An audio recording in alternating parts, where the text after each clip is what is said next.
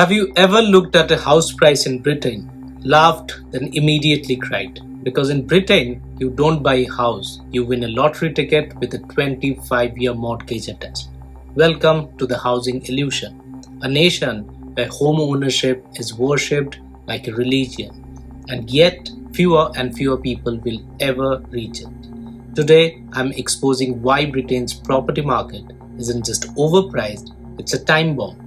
In the next few minutes, you'll discover why the average home in the UK costs 9 times the average salary, why renting doesn't feel temporary anymore, it feels like a life sentence, why the government does not want prices to fall, and the shocking truth: Britain doesn't have a housing shortage, it has a political crisis.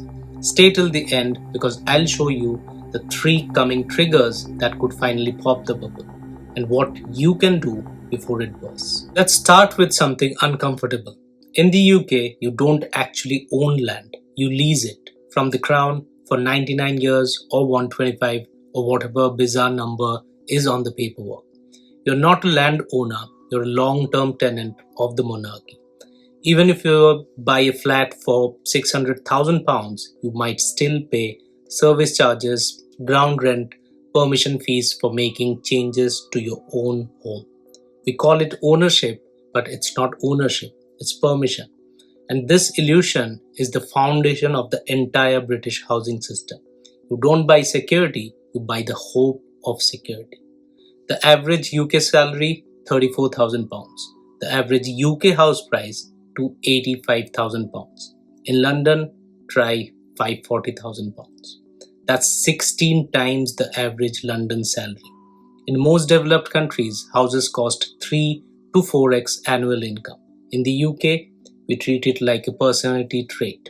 Yeah, it's expensive, but that's just how it is here. We have normalized the absurd. Here's a fact no politician wants to put on their campaign poster. For the first time in modern history, millennials and Gen Z are on track to be poorer than their parents. Not because they are lazy, not because they buy avocado toast, but because in 1980, a house cost 3x income. Now it's 9x. Wages tripled, house prices went to the moon. And rents are the new financial prison. 40% of renters spend half their income on rent, not including bills, not including council tax, just on rent. How do you save for a deposit when the rent is your deposit? You have heard this 1,000 times. We have a housing shortage. No, we have a housing allocation problem. There are over 600,000 empty homes in the UK. There are 260,000 second homes. There are 52,000 homes owned by companies registered in tax havens. So is there a shortage, or have we turned homes into investment vehicles? A London flat isn't a place to live, it's a safety deposit box for global money. Britain created the perfect investor playground. No capital gains tax for overseas buyers. No requirement to live in the property. No penalties for leaving homes empty. Politicians keep saying we need more first time buyers, but their policies scream we need more investors. Foreign buyers don't care about price, they care about parking capital. So the market drifts further away from reality. Here's the truth: if housing collapses, Britain collapses. Why? 75% of UK household wealth is in property. Councils borrow against property values. Banks issue mortgages based on rising prices, and pension funds are tied to property investment. If house prices fall 20%, the government doesn't lose votes, it loses the economy. So every policy is designed to protect prices, not people. Help to buy should have been called help to inflate prices. The government subsidized demand without increasing supply. It poured petrol on the fire.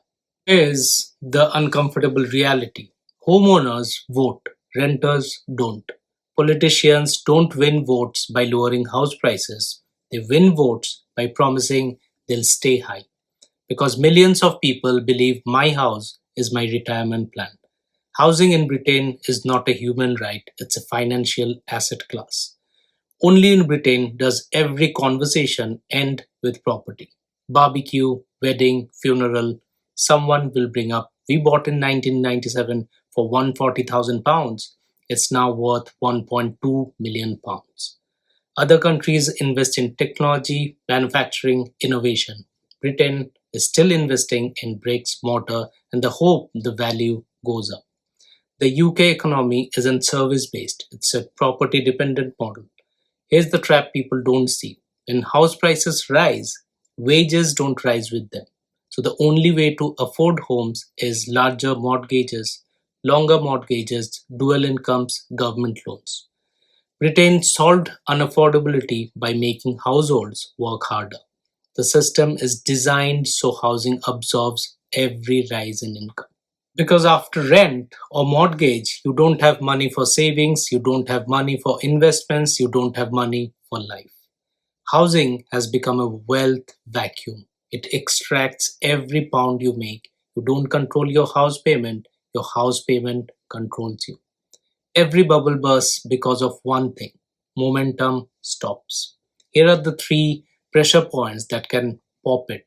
Trigger 1: interest rates. Cheap money created the bubble, expensive money will end it. Mortgage rates went from 1% to 6%. People are now realizing they didn't buy a house, they bought an interest rate. Trigger 2: aging population. Baby boomers own 50% of UK housing wealth. When they downsize or pass it on, millions of homes hit the market. Trigger 3: mortgage cliff. 1.5 million mortgages renew in the next 18 months. Many will face 500 to 900 pounds more per month. Some will break, not a crash, a slow bleed. Prices stagnate, more forced sales, fewer buyers, investors pull out. And suddenly, this whole illusion breaks. Not more houses, not more investor incentives. The real solution: make property boring again. Ban offshore ownership of residential property. Penalize empty homes. Build social housing at scale and stop using homes as pension plans. Homes should be for living, not for leveraging. If you can't buy yet, remember you're not failing. The system is. Your worth isn't tied to ownership. Focus on skills, investments outside property, building financial independence. Housing should be part of your life, not the definition of your life. The British dream used to be work hard, save, buy a home. Today, the dream is work hard so your landlord can own more homes. We need to stop buying the illusion because the illusion is buying us. Thanks for watching. If this opened your eyes, share it. Someone needs to hear it.